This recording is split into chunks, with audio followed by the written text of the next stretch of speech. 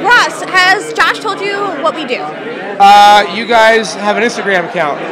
We do. Every now and then. We do. So, yeah. I take a lot of selfies. Awesome. I do My too. name's actually Kim. You don't know that. Okay. So we are Twitch streamers. Okay. Familiar with Twitch? A little bit. Okay. So it's kind of like live YouTube. Yeah. I was at TwitchCon a little bit ago.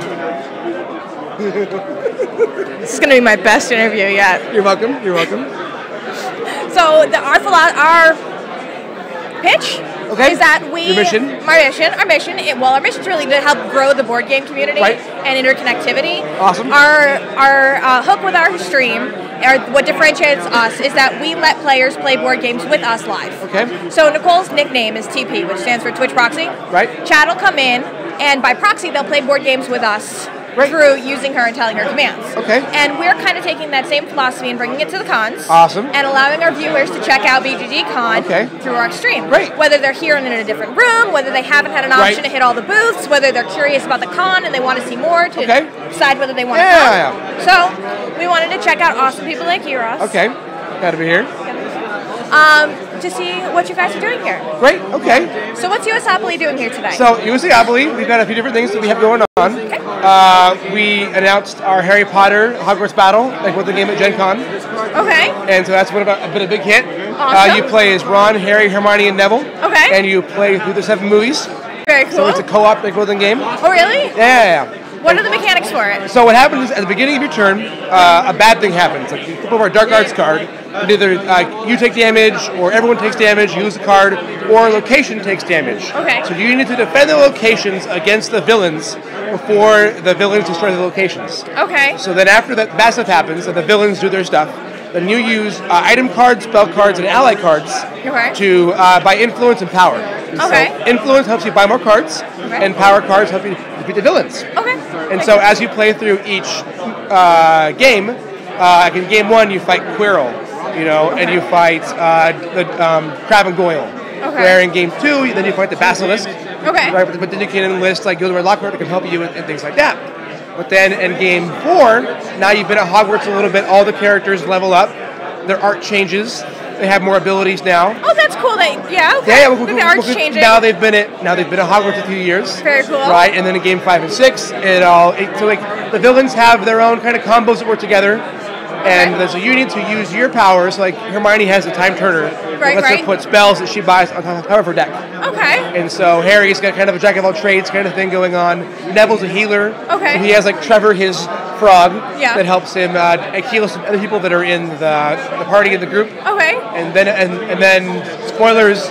In Game 7, you have to fight the Horcruxes too. Okay, very cool. Yeah, so there's that one, and we had a blast doing that. It's been selling really well.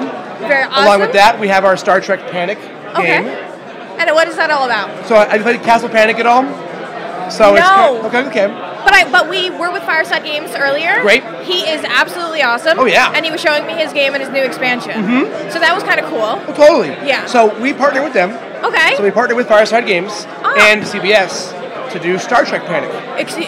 Please ignore my ignorance. Yeah. Who is CBS? CBS, the network that does Star Trek. Yeah. There's been so many acronyms being thrown around that I wasn't sure.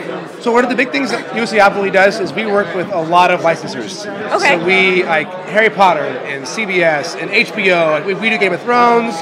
We do Fallout. We do Rick and Morty. We do all kinds of fun stuff, right? Okay. So yes, we had our right now they're playing Star Trek Panic. So you play, the Enterprise is there in the middle.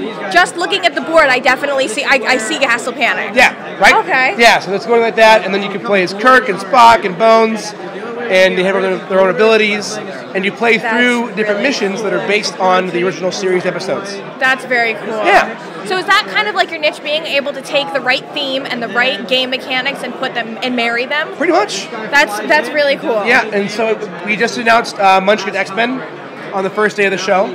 Awesome. So we also make Munchkin Marvel, which is partnered with Steve Jackson Games, who does Munchkin, and then we have the Marvel license. Very cool. So we did that, and we just had our newest expansion, Marvel Munchkin 3, Cosmic Chaos, come out. So it has Guardians of the Galaxy and all those cosmic characters in the Marvel Universe. That's very cool. Yes, and then so we also make Monopoly, Clue, and Risk, and Yahtzee, and things like that too. But here at Board Game Geek, it's very hobby and tabletop oriented. Right. So Harry Potter was a huge hit at Gen.Con. We've been running demos all weekend. And then we have Star Trek and all that. And then we have our own kind of like party games too. I was just going to ask you. I see the one of us is not like the others. Yeah. Wonky kind of sticks out. What is Wonky? So we have an After Dark section of games at USAopoly. We've got Telestrations. Yeah. Okay. So that's us. That's the one that's very familiar for me. Yeah. So we have our Wonky game, which we've now have a new Wonky game, the adult unstable party game. Okay. And so it's a drinking game. And so what we've done is we took Wonky with the classic card playing block stacking game. Okay. But now we made it, the cards are waterproof. So you can check it out. Right? Woo! Yes. So and they're waterproof because? Well, because when you drink and you've got a thing that can knock things over, sometimes they're going to spill. That's so smart. They're going to do their stuff. So it's super fun. And so Wonky, it's just it's one of our new party games. Very cool. And I've been bringing it around the whole show, and it's been fun. It's a nice dexterity game. Yeah, so that's kind of what we have going on here at the show. That's pretty awesome. Yeah, we also do Lift It. Has Josh told you what we do with Lift It? I told Andrew. I did not tell. So what do you guys do with Lift It? So sometimes we'll do Drunken Shenanigans Night. Sounds fantastic. Which are Twitch streams that do not get recorded. They go up. They are live. That's it. That's it. They go away. Yeah, I understand that. I understand that. So we got Lift It. Okay. To play dexterity games. Awesome. While inebriated. Okay. We've completely thrown out all of the rules except for you must use the headpiece. That sounds great. For everything. Yeah. And we have Scratching your nose, all the Yeah, it's fun. Good. You should check it out. I will. All right, it's good. Ross, tell me what got you into board games.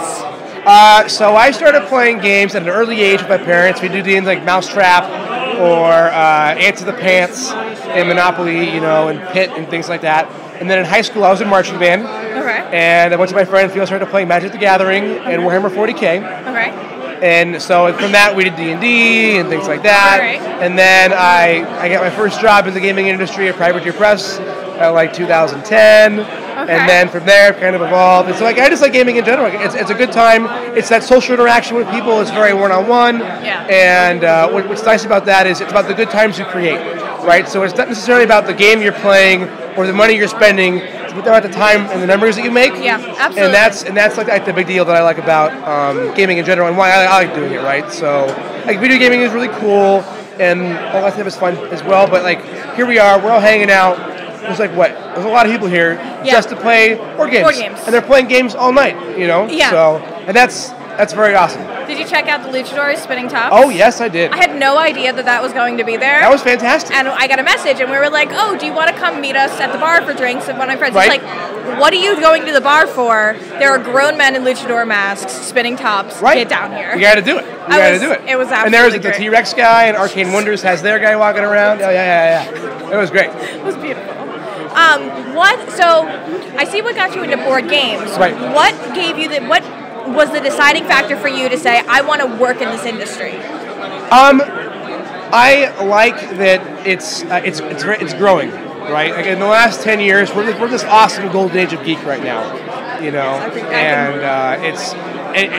Kickstarter is a big thing like that, right? Yeah. And it's not just Hasbro and Milton Bradley and Mattel and that kind of like when you walk into Target now and Barnes & Noble and even your regular game store, the selection of games is awesome. Yeah. It's more than just Catan, more than just Carcassonne, and like a D&D. There's a game for anything right now, right? If you go look at the kind of mechanics out there, all that stuff, I love that that's a thing, right? And so I like working in games. You can meet a lot of people. You can do a lot of cool stuff. Yeah. It's a very growing industry. It's not set in its ways. It's not like this is how we do things. You must do it this way.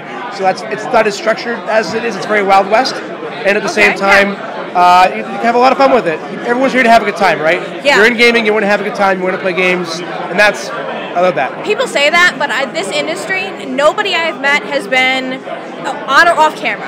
Honest to God, everybody has been welcoming, helpful, kind, courteous.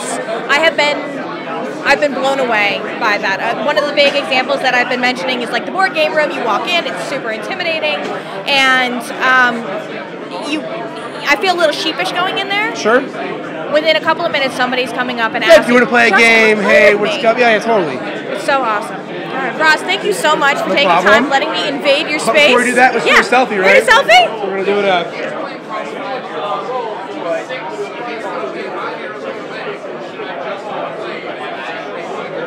Awesome.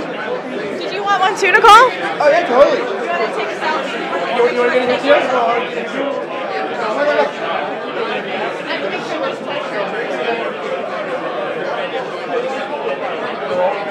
That's the best. That's great. Are you all pictures? I don't know if you realize, but I'm a girl, so I need like 10. And I gotta Oh, yeah, no, I'm the same way. You also have to do the downward angle? Oh, yeah.